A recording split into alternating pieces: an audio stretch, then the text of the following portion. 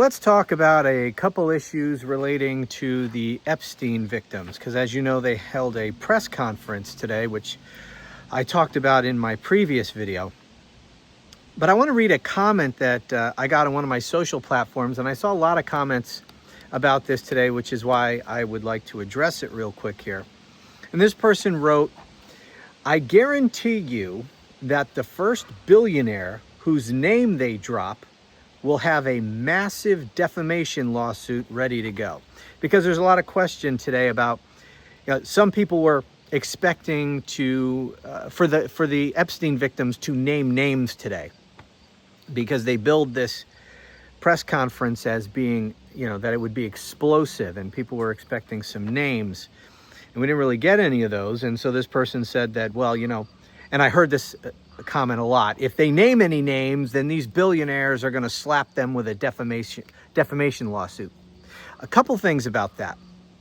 That's not going to happen. If they dropped any names, there would be no defamation suit for a couple of reasons. First, defamation is if you lie about somebody. Now, if you have something really, really horrible to say about someone, if it's true, then it's not defamation. So it's not, but that doesn't mean someone won't file a suit. You could be telling the truth and someone could still file a lawsuit against you. But truth is an absolute defense to a defamation lawsuit. So it doesn't matter how bad it is, how bad whatever it is that you say about a person. If it's true, then you haven't defamed them. So that's number one. But number two, here's why they wouldn't sue.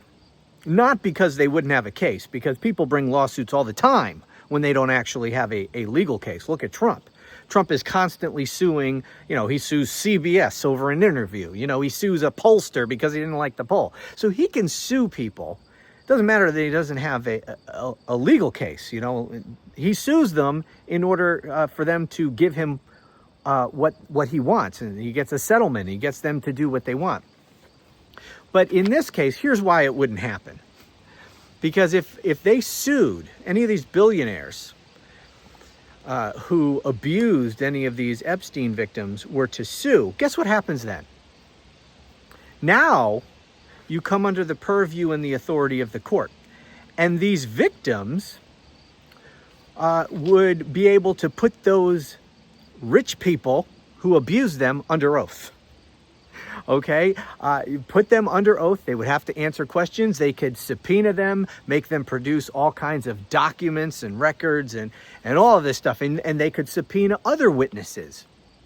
And so there is no chance in hell that even if any of these victims named names, there's no chance in hell that they would file a defamation lawsuit. Because then they'd have to be put under oath and they'd have to answer questions put to them by lawyers, and they'd have to produce all these records. No, there's no chance in hell. So yeah, that's not a real concern. Oh, and by the way, here's a question or an issue that I got into in response to a question I got, and that is this. These Epstein victims could file their own lawsuits. And if they did, they would have all those powers that I just told you about. So it's absolutely imperative that we keep pressing the Department of Justice to release all these documents. It's imperative that we keep this issue front and center, and then we keep exposing the truth here that Donald Trump is covering up. This is a top-down cover-up. Donald Trump is leading a cover-up of all of this Epstein stuff, in large part because he's implicated in all of it. So absolutely 100% we need to keep pushing for release of the documents. But, these Epstein victims can file their own lawsuits. And once they file a lawsuit, they have the power to subpoena witnesses and documents and records. And they could force those people, those rich people that Donald Trump is protecting by covering all this up, they could force them under oath to answer questions, or I guess they could, they can invoke the Fifth Amendment right to remain silent because they don't want to admit to having raped these women. But that could absolutely be done. They could file a lawsuit, name names, and force these people to answer questions under oath or to plead the Fifth and to turn over these documents. And they could subpoena other witnesses who might have information relevant to all of this. So I'm just putting it out there, forcing the DOJ, or trying to get them to release information, is not the only legal avenue that we can pursue. Now, you and I can't pursue this, but the victims can. They can file lawsuits, and they can force this stuff. Okay, I'd like to change the topic here real quick to stupid people. I talk about stupid people a lot here on the channel. And I got a comment to one of my videos. The other day I was talking about how farmers, who overwhelmingly support Donald Trump, are being screwed over by Donald Trump and his tariff policies. They're being screwed over by a lot of policies, not just tariffs. I mean, a lot of these farmers, like for example, Trump cuts the USAID program, right? Well, a lot of farmers had huge contracts to with the government through the USAID program. And they lost millions of dollars when Trump cut that program. So they've been screwed over in a lot of ways, not just through tariffs.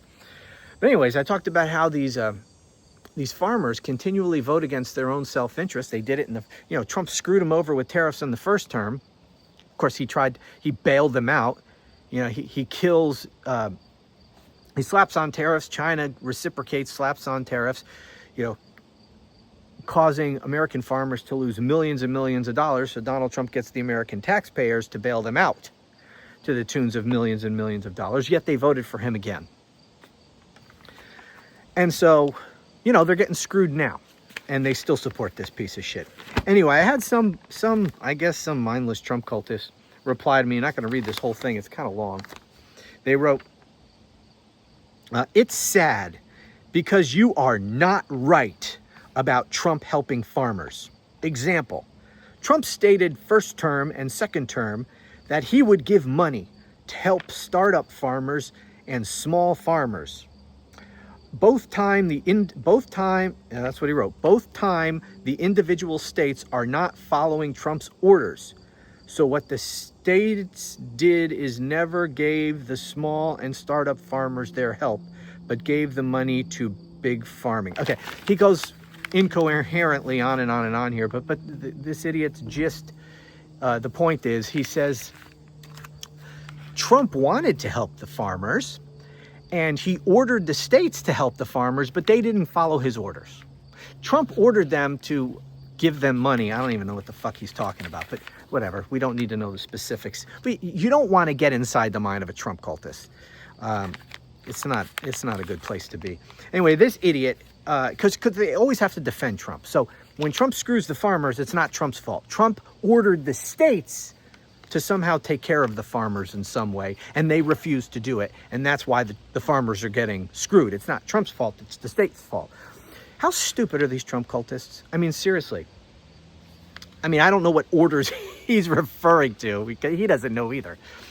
But the idea that Trump would run for president making promises that that the states were then obligated to fulfill. Is that how it works? He's running to be president of the United States, and promises he makes is that I will force the states to solve this problem. Okay, that's not how it works, dumbass.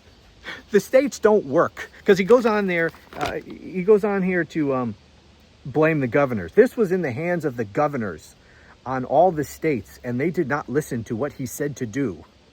Now, who goes screwed on that? I don't know what the fuck this idiot is. Anyway, so it's the governor's fault. Donald Trump made promises, but the governors are to blame for Trump not keeping his promise. So it's the governor's job to keep the promise of a presidential candidate. Is that how it works? No. No, stupid person. That's not how it works. Governors do not work for the president. Okay? States do not take orders from the president. That's not how it works. Anyway, just thought I'd share that with you. It's just one of the many, many comments I get across my platforms. To read the comments of these idiots, and then you ask the question, how did we get where we are as a country? This is how. There's millions of these fucking idiots running around. Anyway, thanks for watching. Talk to you again soon.